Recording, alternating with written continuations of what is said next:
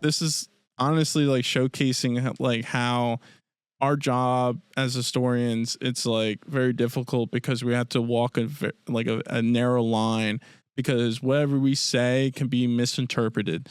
But like what we're actually trying to say, it might be like something else. And, when we tell or talk about the, not just the Dones, but other forms of historical, like classified villains, or just like how we interpreted the founding fathers. Like we're not trying to discredit them. We're not trying to give them credit. We're just trying to tell people the history so we can learn from it. Yeah. I mean, because just at the end of the day, regardless of how you feel about George Washington, regardless about how you feel about Benjamin Franklin, Yeah. I mean, you can hate them. That's completely okay. But the one thing that you can't deny is that they contributed greatly to the start of this country, and they put forth ideas and plans that have held to this day, and that needs to be recognized. Right. No, for real. Just pivoting a little bit, just talking about your accomplishments in the history field so far. Like, you and I have discussed that you've won a lot of the awards, been part of the SEPCHE conference. So what accomplishment are you most proud of so far in your academic journey? Oof, that one is hard. Right? Ooh, which one am I most proud of?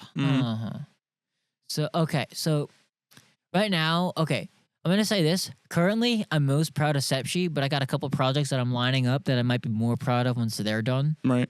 But no, SEPCHE was definitely one that I am very proud of, because SEPCHE is an honors conference. But here's the thing I should specify. I am not an honors student. Yep. They asked me to do it because they respected me enough as a student to do something for an honor student, and that honor alone, it felt amazing that I had enough like of a reputation, and I was to really do that. And so, should I talk about? Yeah, I was about to say, can you elaborate a little bit more of your presentation there? All right, so my presentation was on this African art collection that was put together by a man named James Kaplan, who he was an artist among other things, but the main thing is that he spent his life collecting this art, taking inspiration from it, and using it as his own. So he accrued a massive collection of African art, and he donated it to Rosemont College because he's in his older years, and he wanted it in a place where it can educate people. And luckily, one of those folks that got to learn from it was me. I was the one that was responsible for cataloging, not the whole collection, but they were setting up an exhibit for it. And so they selected a couple of pieces, and I was the one that was basically putting the information in. I made the descriptions, and then I basically put a lot of that work together, and that gave me a pretty good knowledge of a lot of the stuff that's in the collection, stuff being displayed and not being displayed at the same time. And so what I did is I decided to choose 4 artifacts, and I used those 4 artifacts, and I basically went into the history of them, and then like what they were made from, what they represent, and what regions of Africa that they are from, because that's the most important part, because most people in the West just don't know shit about Africa's geography or the ethnic groups in there. Right. Would you say that presentation in particular kind of shape your confidence as being an historian, or is there a different presentation or project that you worked on? That gave me a lot of confidence as a historian. I mean, there definitely are other projects that gave me historian, but that one was like, I can do this. And because I remember, I forget the professor. I think it was Professor Scouchy. I think that's how you say his name. Like I told him, like, I'm not an honor student. Like they just asked me to do this, so here I am. And and then when I gave my talk to him, and he's like, you don't talk any different from these honor students. You definitely deserve to be here. Right. And I can testify the importance of being with the SEPCHE conference. Myself and my old partner was a part of it again, which is really dope to see for Bryce. In particular, like, we weren't honor roll students at all, and we were given an opportunity to discuss our project on Matt Anthony Wayne and our interview with Mary Stockwell, who wrote the book on Unlikely General. We actually did a really cool interview with her, which you will see. Well, you could search up on History John podcast on Spotify to look into that.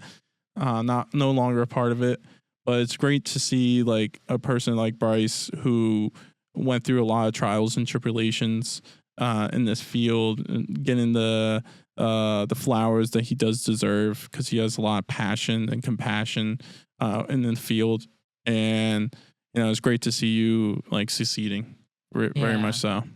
I know. Like I don't know what it feels like, honestly. It's just like my body is just like not known what to do with it, because it's like, oh my God, I achieved this amazing thing. But like the question always becomes, the question that's always on my mind and will never leave my mind is, what's next? What do I have to do next? Right. That's always going to be in your mind. It's always going to be in my mind. I know. It's never going to go away. You can attest to this because I know you think the same way. Yep. Amen to that. And it's like, because it's like when you start getting those flowers, when you start getting those seeds and you start seeing them bloom, like it's a hard winter that you have to go through to see the seeds bloom. Right. And once you finally start seeing them bloom and seeing the accomplishment of your labor, then you got to start worrying about planting more seeds. Right.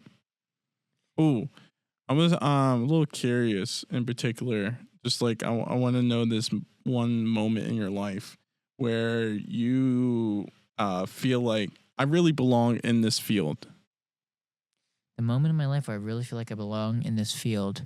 Okay, history field. Happened. Okay, so that was either. Honestly, it was like it was really kind of this semester is honestly where I really felt that, because it was like this semester has kind of this has been my semester, if people listening can't tell. But I think the moment where I was like, yeah, I really belong here is when my work really started to get looked at, because I was put in charge. Another thing I'm doing is I'm working on a scrapbook from a student that went to Rosemont in the 1940s, and her name is Mary Monahan. I'm working on that with a friend. Shout out Jux if you're watching this, you may.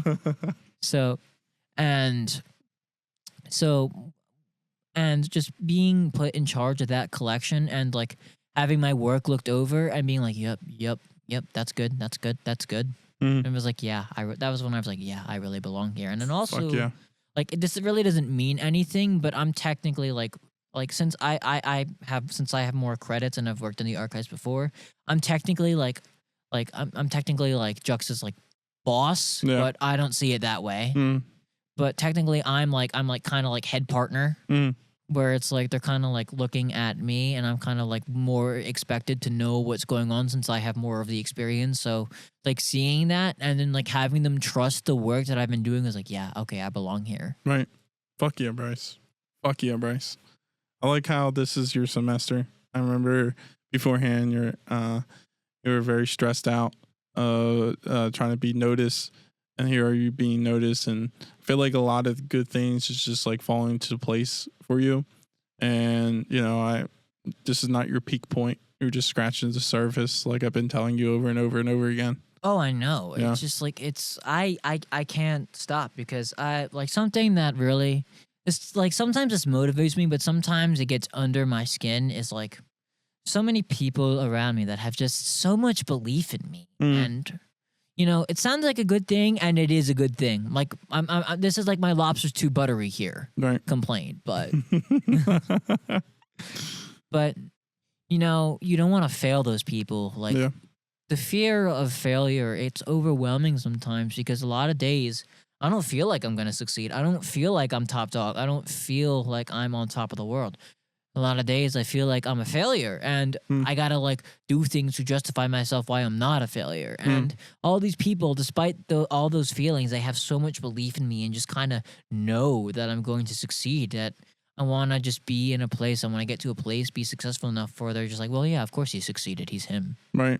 And I would hate to fall from grace and like, you know, just spend my life working at like a McDonald's or a Wawa or something like that and just fall out of fame like that. That's one of my worst fears. No, I feel that. Not to shit on people who work at McDonald's or anything. No, not to shit on you at all. Like, thanks for making my food and everything. It's much appreciated. But I feel